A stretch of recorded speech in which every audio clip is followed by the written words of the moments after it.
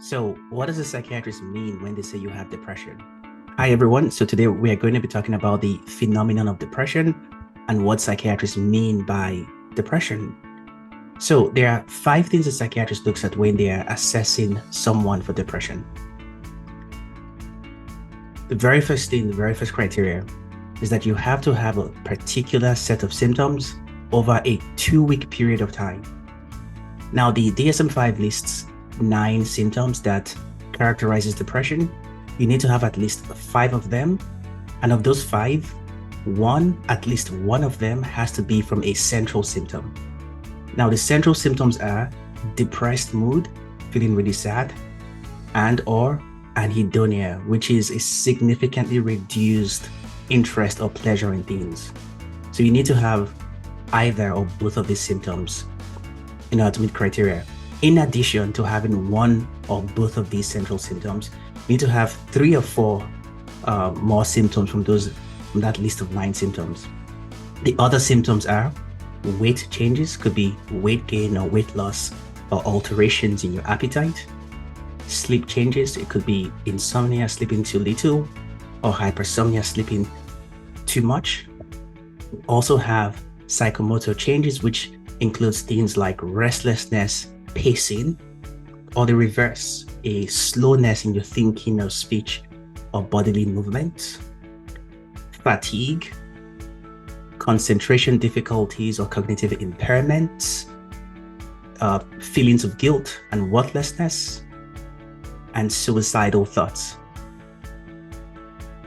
The second criteria is that these symptoms should be impairing. That is, they should affect your daily functioning, significantly affect your social life or your occupational life or some aspect of your function. The third criteria is that these symptoms should not be due exclusively to substance use or a medical condition. The fourth criteria is that these symptoms cannot be due to a psychotic disorder or some kind of primary psychotic process like schizophrenia, schizoaffective disorder. The fifth criteria is that there should never have been a prior hypomanic or manic episode. If there has, this might become a bipolar disorder. So these are the various criteria we use to determine depression. In addition to these symptoms, there are various qualifications of depression could take on various types. So you could have depression with anxious distress, where there's a lot of anxiety. You could have depression with psychotic features, depressions with melancholia, depressions with atypical features, depression associated with pregnancy, depression that is related to the season. So these are just additional qualifiers for the depressive phenomenon. And finally, let's talk about the trajectory of depression across one's life.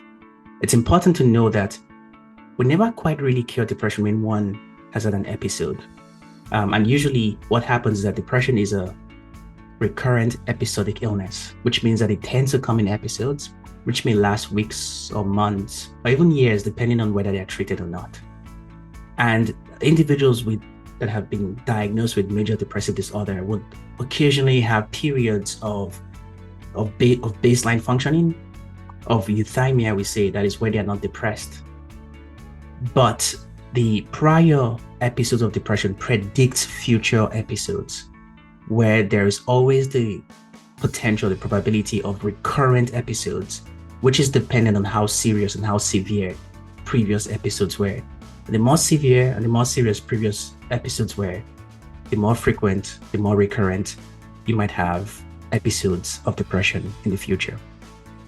All right, everyone. So that was a very, very brief introduction into what psychiatrists mean when they say someone has depression.